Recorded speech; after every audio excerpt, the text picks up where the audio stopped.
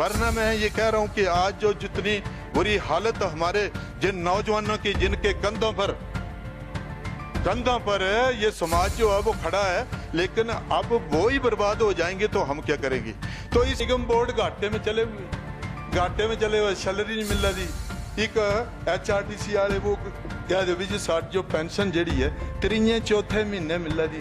अरे भाई इस बजट में कोई प्रावधान रख लेते, हमारी जान तो ना खाते वो। फिर रोज आना लगी जी पेंशन नहीं आई, तो करो ना प्रावधान उनका ही प्रावधान करो। और मैं ये कहना चाहूँगा कि बड़े सारे सोर्स जो हैं वो यहाँ पे हैं, चाहे खड्डों का पानी है, चाहे जंगल है, चाहे हमारी जो माइनिंग है, माइनिंग से हमें इतनी इनकम हो सकती है, लेकिन वहाँ पे पिलफरेज हो रही है। लेकिन ये फजूल खर्ची जो है, फजूल खर्ची के ऊपर अंकुश लगना चाहिए। ये गाड़ियाँ जो हैं टंका कुत्ते उपरे ते शुरू होता, ड्राइवर भी दिखा है इन्होंने माइलेज फिक्स कितने हो, इन्होंने कितने फिक्स करने वाला एक तो बंदा था जी 100 रुपये दिता, लेकिन है जो गड्डी दिया दी 7.5 दी एवरेज लिखा दी 7.5 दी एवरेज, मौके पर सड़क पर चली के 10 किलोमीटर दिया दी है। इसको देखने वाला है कोई गाड़ी को कहाँ ले जा रहा है, कोई गाड़ी को कहाँ ले जा रहा है। तो इसमें फजूल खर्ची जो है उसमें अंकुश जो है वो लगना चाहिए। ये लगना चाहिए कि किस पर्पज के लिए गाड़ी गई थी, क्या काम था, इसलिए माइलेज फिक्स किए जाए, अफसरों के भी किए जाए। इनके माइलेज फिक्स के फिर 200 किलोमीटर आपको फ्री है, 300 किलोमीटर इनको फ्री है, ऐसे लगे हुए हैं। तो सारे लोग जो हैं जिनकी अटेंशन ही ऐसी है, हम भ्रष्टाचार के खिलाफ पहले भी थे, आज भी हैं और आगे भी रहेंगे। एक सुई के नोक के बराबर को कह दे कि हमने कोई भ्रष्टाचार किया हो, लेकिन ऐसे मामले सामने आ रहे हैं, ऐसे मामले पीछे के भी। यहाँ स्कूल खोले, माननीय मंत्री जी पता नहीं चले गए यहाँ से। ये एक पहली पौड़ी है प्राथमिक शिक्षा जो है। मेरे 2 स्कूल ऐसे न जिन्हें एक मास्टर कने एक बच्चा 70,000 का 80,000 का पढ़ रहा, वो 80,000 का। मैंने कई बार भारद्वाज जी थे मंत्री, तब भी मैंने कहा इनकी क्लबिंग करिए। वो 70,000 का एक लड़का पढ़ रहा है, और ऐसे 5-5, 4-4 बच्चों वाले बहुत से स्कूल है। ऐसी नीति बनाए ना, ऐसी पॉलिसी बनाए। पॉलिसी जब बन जाएगी तो उसकी क्लबिंग करो, 2-4 मास्टर जो वो वहां पे पढ़ाएंगे तो उन बच्चों को कुछ आएगा भी। अब आप रामलाल जी प्रशंसा कर रहे हैं, मैं कह रहा हूं 5 में पास बच्चा अपना तो नाम लिखना, अपने बाप का तो लिखना, क्या अपना नहीं लिख सकता, वो अपने का लिख नहीं सकता है।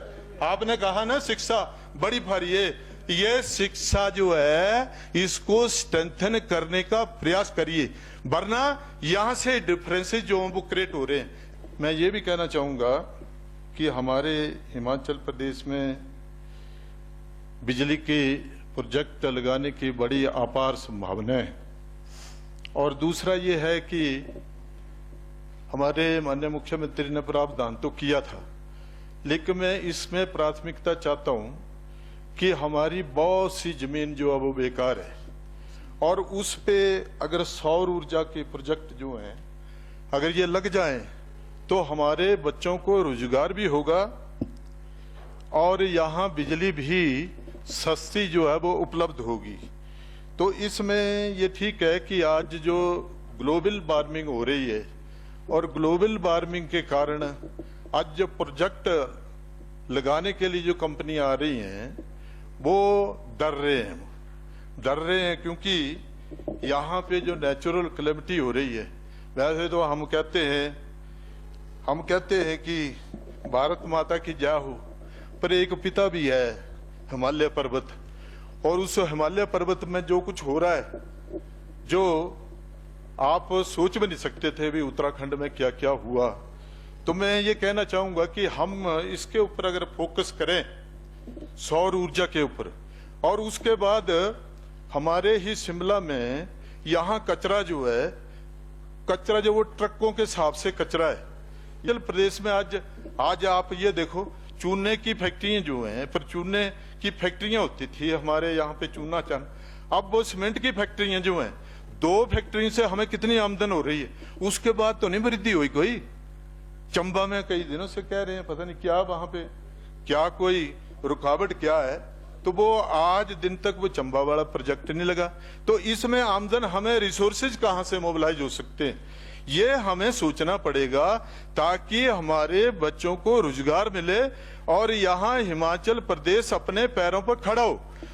कई प्रदेश जो हमारे से बाद में बने हैं, चाहे आप उत्तराखंड ले लो, उत्तराखंड में इतने रिसोर्सेज इन्होंने मोबिलाइजेशन की है, और वो ये बिजली के प्रोजेक्टों से, और भी मैं ये कह रहा हूं कि जैसे भांग की मैंने बात की, तो भांग ये को पीने के प्रयोग में नहीं आती है, इसका कई कुछ बनता है। मैंने बड़े विस्तार से यहाँ पे कहा कि हमें रिसोर्सेज कहाँ से हों।